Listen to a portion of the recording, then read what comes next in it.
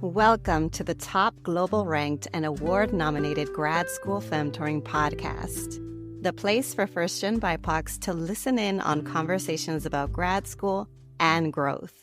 In this podcast, you'll learn about all things higher education, personal development, and sustainable productivity. This is Doctora Yvette Martinez-Vu, and I will be serving as your Femtor, providing you with tips and tricks and everything else you need to know to successfully navigate grad school and beyond. For over 14 years, I've been empowering first-gen students of color along their personal and professional journeys, and I'm really excited to support you too.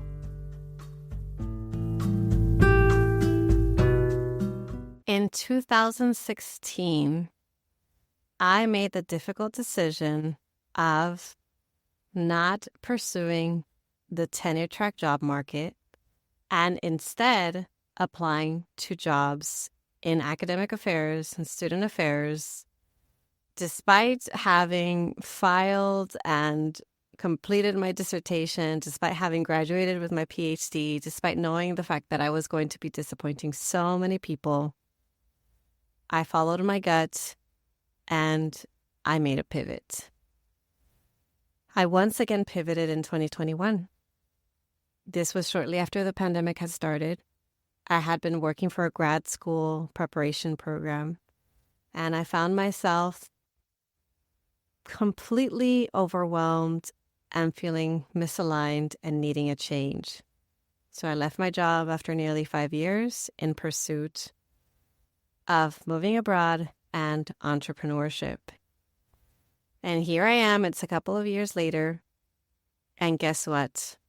I am so glad that I made these pivots, and I can tell you that underneath both of these very big decisions that did disappoint people, I was not disappointing myself, and instead I was making a change and pivoting in pursuit of values alignment.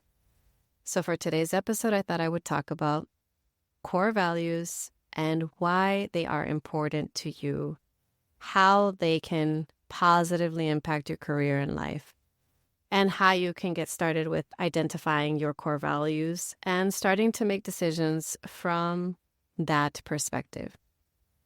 So, what are core values? If you're new to this concept, I'd be surprised because I feel like I talk about values all the time. It's something that comes up over and over again in my one-on-one coaching sessions, my consulting sessions, and my workshops, even some of my keynotes. I talk about this a lot. Although I went back and did a search for my podcast episodes and was really surprised that I hadn't dedicated just one solo episode to the topic of core values. Core values, for me, refer to your fundamental belief systems, your guiding principles that influence your actions, the thoughts that help to motivate you to do what you do. These are really important concepts and paradigms that you believe in that shape your priorities, that shape your goals, that shape what you do for a living, how you live your life. So it's really important stuff that we don't always get to talk about openly. It's not, I haven't heard of any K through 12 or university setting that openly talks about, okay, let's learn about personal development and core values. That's not something that was introduced to me, at least. I didn't start to learn this until I started to get into the space of personal development. And this was all of my own learning. My own interest in personal development and self-help led to me discovering this and feeling like, okay, now everybody that I surround myself talks about this, but that's not necessarily true in higher ed. And I know that a lot of you that listen to me, you are students, you are college students, you are graduate students, and some of you are also working professionals. You are working professionals working full-time, interested in going back to grad school. You are early career professors, assistant professors, postdocs. So I have a wide kind of breadth of folks who listen to this podcast. In fact, even the age range is pretty broad. I've got ages from 18 to 35 in terms of who my audience is. So I know I'm talking to a lot of you, and I know that for a good amount of you, maybe you haven't had an opportunity to have this conversation with yourself or with others about values and why they're important. If you haven't had an opportunity to assess and determine what your core values are, I'm going to give you a couple of tips and pointers. The first is you want to find a list of core values so that you can start to take a look at what they look like. If you're not sure what I'm talking about, I'll give you a couple of examples right now.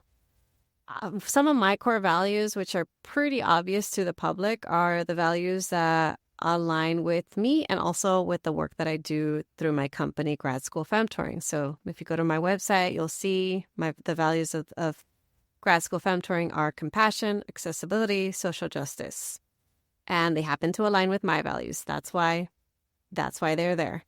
So I really believe in compassion because I used to be that person that was really, really hard on myself. And I was really, really hard on myself because my surroundings were really, really hard on me. And I internalized that. And one day I realized that I was the one being the hardest on me.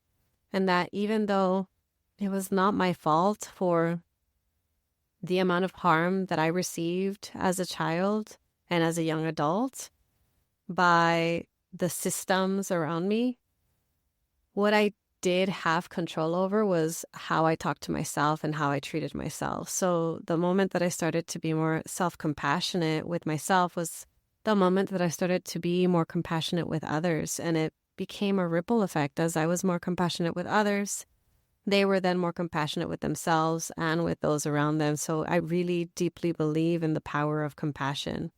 And to be honest, I feel like compassion is one form of antidote to all the harm that we see.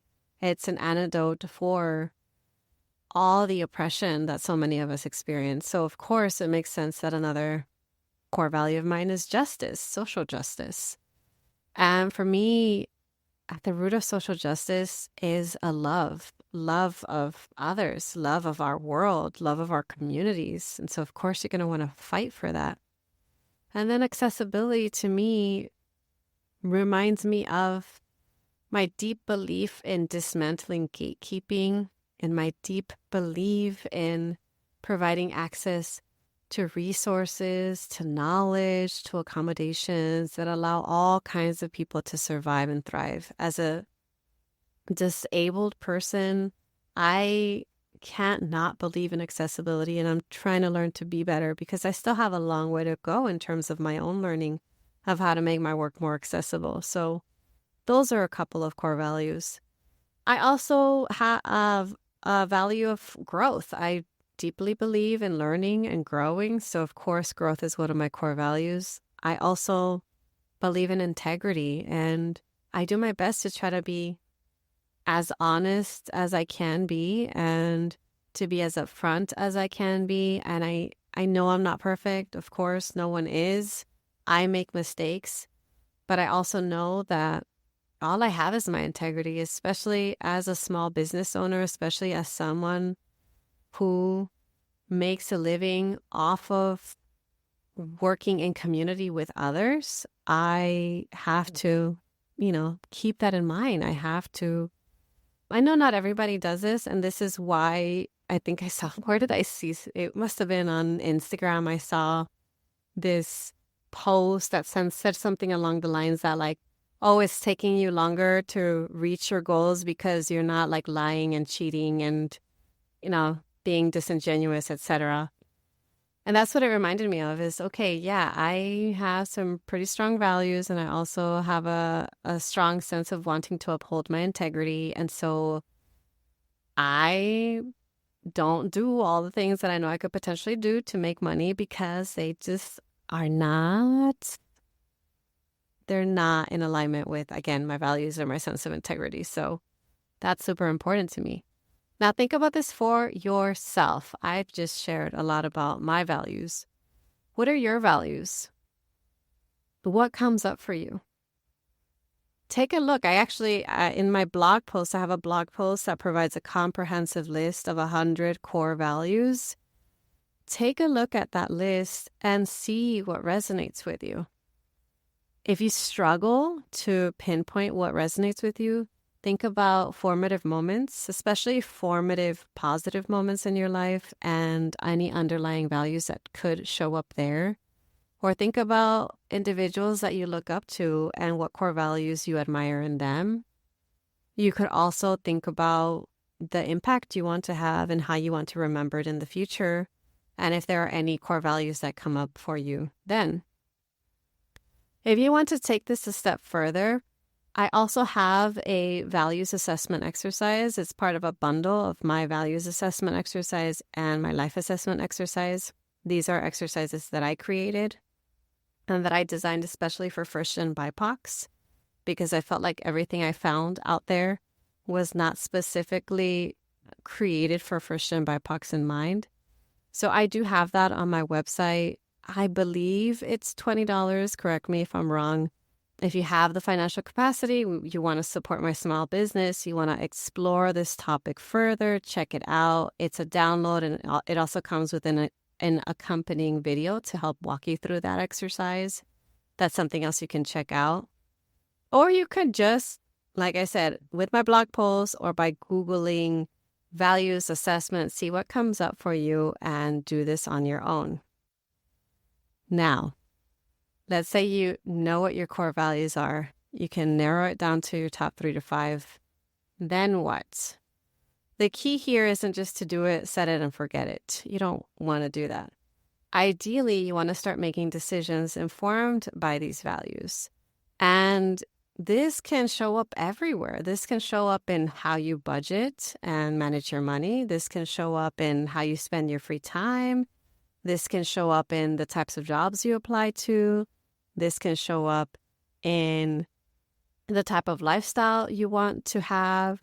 This can show up in the types of relationships that you're looking for and that you're cultivating. This can show up in so many ways. That's why it can positively impact your career, because I get that a lot of us have jobs, especially in this silent recession. A lot of us have jobs just to pay the bills. Maybe it's not a job we love. Maybe it's a job that we really do not like, but it pays the bills. Ideally, though, I hope that you can work your way toward finding a job that has some sort of alignment. It doesn't have to be perfect. It doesn't have to make you happy all the time.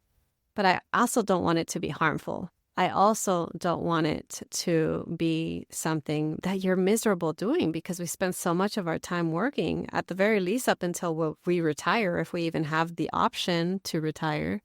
So if you know you're someone who has to work because you have to find a way to make ends meet, to put food on the table, you ideally want to work your way toward getting a job that has some sort of value alignment somewhere, right? So think about that. Think about how your values can impact your career choices. Think about how your values can even help you make the next decision that you are iffy about. I've heard a lot of people say, well, if it's not a hell yes, then it's a hell no.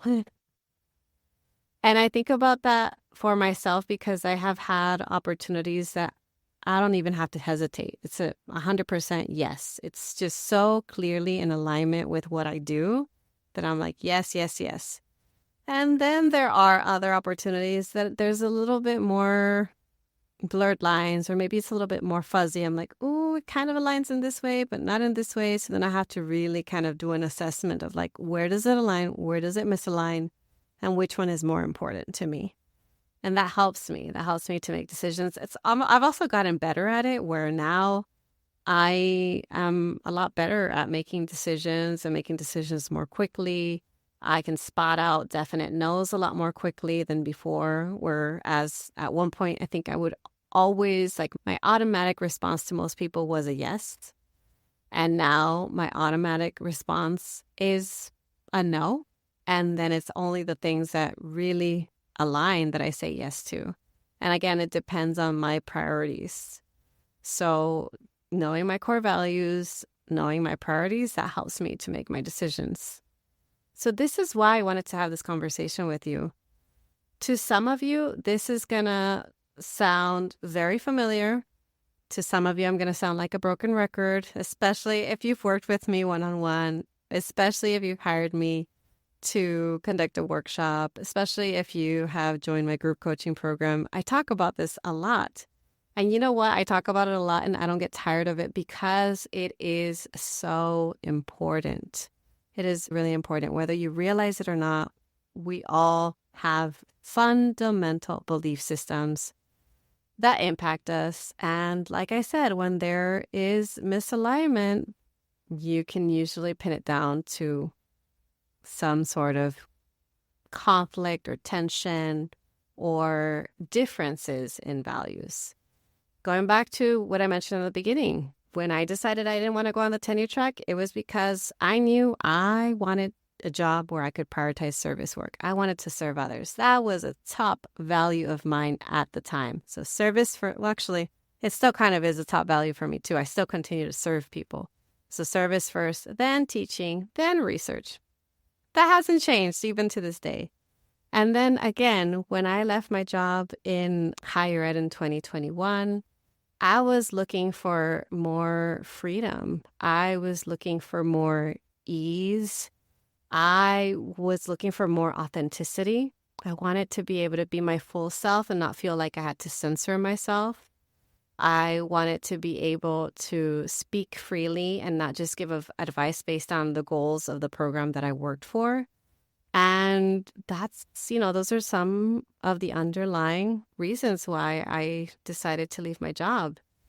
It all became too much. And at the end of the day, I realized I needed to do less to honor my body, honor my mind, to honor my spirit. So for you, if you're feeling a little bit stuck or if you're feeling like you want to make a change, consider trying out this exercise. Consider identifying your core values. Write them down, put it somewhere where you can see it regularly and use that as a guiding force to help inform your next decisions. That's it for today's episode. I hope you found it helpful, and I will talk to you all next time.